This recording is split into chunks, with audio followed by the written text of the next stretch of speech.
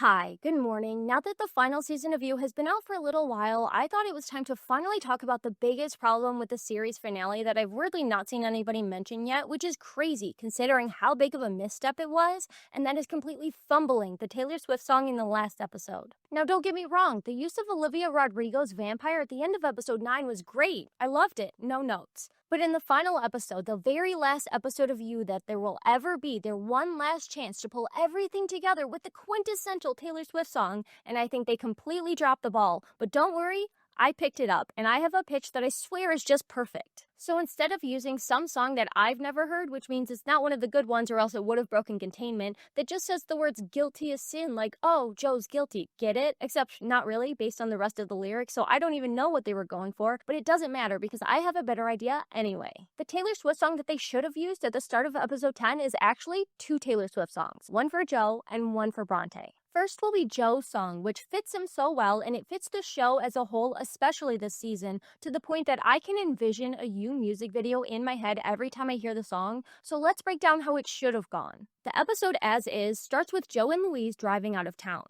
The first song plays while Joe thinks fondly about running away with her, and then they stop to overlook the water while Louise considers how she could have loved Joe knowing what she knew. They stop at the gas station and then continue driving as the original Taylor Swift song plays. Well, instead of that first song, Joe will get Blank Space. And because this is my imaginary scene, it's coming through the radio, so we don't have to worry about the vibe as much. So Joe thinks about how ghosts from his past wanted him to believe that he didn't deserve this love he has with Bronte, and he turns on the radio to hear Blank Space, or as I've started calling it, Hello Blank, because it starts off exactly like the pilot of this show. Nice to meet you, where you been? Who are you? Saw you there, and I thought, oh my god, look at that face. Okay, I bite. You look like my next mistake. Loves a game. Wanna play? And if that's not just a lot of words to say hello you, then I don't know what it is. I can feel how palpably that is Joe seeing Beck and fantasizing about her and fixating on her, knowing what just happened with Candace months earlier. New money, student high, I can read you like a magazine. You're not here to be ogled, but those bracelets, they jangle. You like a little attention. Okay, so we have a superficial assessment of somebody leading the narrator to believe that they're observing something meaningful and making judgments off of it. And then we jump to season 5 with the next lines, ain't it funny, rumors fly, and I know you heard about me, because she literally did hear about him and still fell for him despite what she knew, but we'll come back to that later. So hey, let's be friends. I'm dying to see how this one ends. So on your right, we have Joe's interest in pursuing a woman, sometimes under the guise of just being friends, coupled with his deep knowledge that every time it falls apart. Grab your passport and my hand. How's it going? Working on the passports now. Gonna take a minute though. I can make the bad guys good for a weekend. And on your left, we have the literal start of this episode. Joe getting passports for the both of them and thriving in his delusion that he's turning a lost nobody into somebody special with his quote-unquote love. And then we get to maybe the Joeist part of the song. So it's gonna be forever or it's gonna go down in flames. Okay, this guy has not shut up about burning things all season. And all series, we've been coming back to his cathartic ritual of burning things when forever doesn't pan out. So knowing that, you can tell me when it's over if the high was worth the pain, except really you can't because the pain is at your expense and Joe will take your voice like he has many times before. I understand if you're angry. I can't be angry, Joe. You made sure of that. But not always, because I've got a long list of ex-lovers, and they'll tell you I'm insane. You know, like Candace did, like Marianne did, like Kate did, like Marianne did. Another through line between the seasons. Women coming back and using their voice to warn other women about Joe, because he won't stop.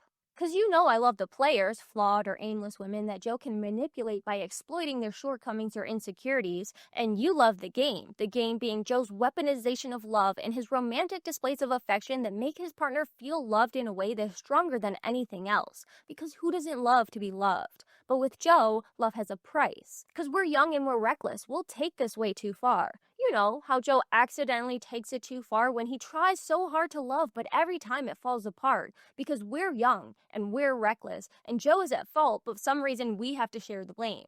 And then we bookend the seasons. It'll leave you breathless or with a nasty scar. Season 1, strangulation. Season 5, fire. I told you this song was perfect. And again, we'll repeat for emphasis, I've got a long list of ex-lovers. They'll tell you I'm insane because it took multiple warnings for Louise to listen to what people were telling her. But I've got a blank space, baby, and I'll write your name, and here she is in the scene right next to him, filling in the blank space in the love story that he's trying to write. And what's in that story? Good question. Cherry lips, crystal skies, I could show you incredible things as Joe whisks her off to his castle, making big promises and rowing her out to the middle of a lake to put her in the center of the universe among the stars. Stolen kisses, pretty lies, sounds like a romance building through dishonesty and deception. You're the king, baby. I'm your queen. Didn't you want this? To be loved? Didn't you want him to crown you? Of course you did, because right when you thought you might disappear, he saw you, and what he saw, he used to masquerade as your tailor-made Prince Charming. I'll find out what you want and be that guy for a month. He did it in the first season with Beck, memorizing the authors on her nightstand and playing the supportive boyfriend while she's grieving the death that he caused, and he did it in the fifth season with Louise, riding in on his white horse to be her savior, giving her a home and a job and a place in his life and writing to her tastes. Do you think Joe would write vampire romance smut for Kate? No. But the worst is yet to come. Oh no, just wait until you see what Joe has in store. Screaming, crying, perfect storms, I can make all the tables turn and change your perception while manipulating your emotions and hijacking the narrative. Rose garden filled with thorns or bodies and poison and teeth.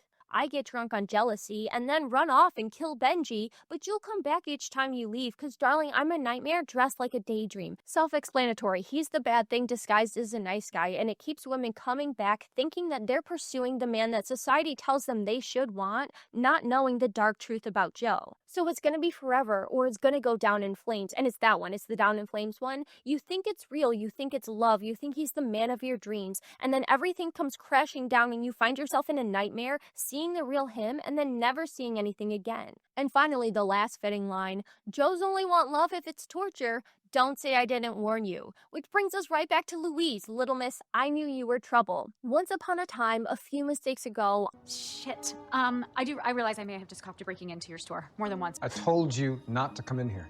Yeah, which is exactly how you make someone want to come down here. I was in your sights, you got me alone, you found me. Translation, he saw you.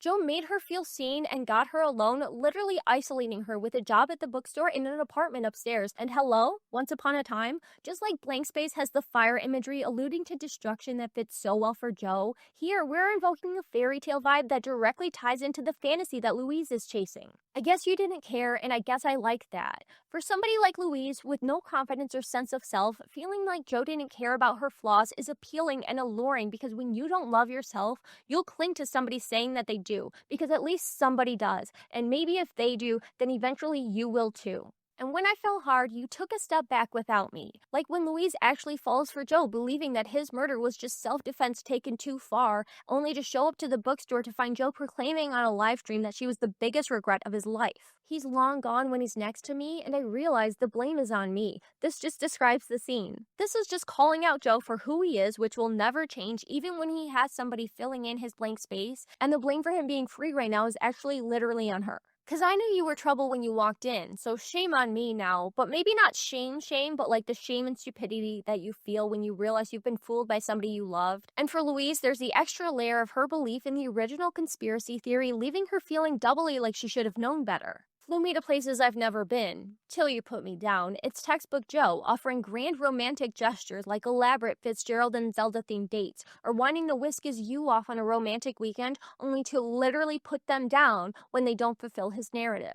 And now the most literal fitting line, now I'm lying on the cold hard ground. Beck, Love, Marianne, Kate, Louise, all of them. He's the reason why you're drowning. Oh, drowning, you say. Do I need to say again how perfectly fitting this song is? And I heard you moved on from Whispers in the Street. First, this calls back to Joe rebuking Louise in the TikTok interview. A new notch in your belt is all I'll ever be. But also with the new old knowledge that Louise has about Joe, she understands his pattern and notes that she has to stop him or he's going to kill her and just move on to the next one. And now I see he was long gone when he met me. Finally, this reiterates Louise seeing now that she was right about Joe and his MO from the start, and this is where it was headed the whole time. And I realized the joke is on me. And it's almost a joke that she thought she could have walked him into their trap only to be fooled herself. I think these songs are so lyrically aligned with the show and the characters in the season that I can't believe they just used some song that I've never even heard of. Sorry, but the only Taylor Swift songs I know came out when I was a young adult.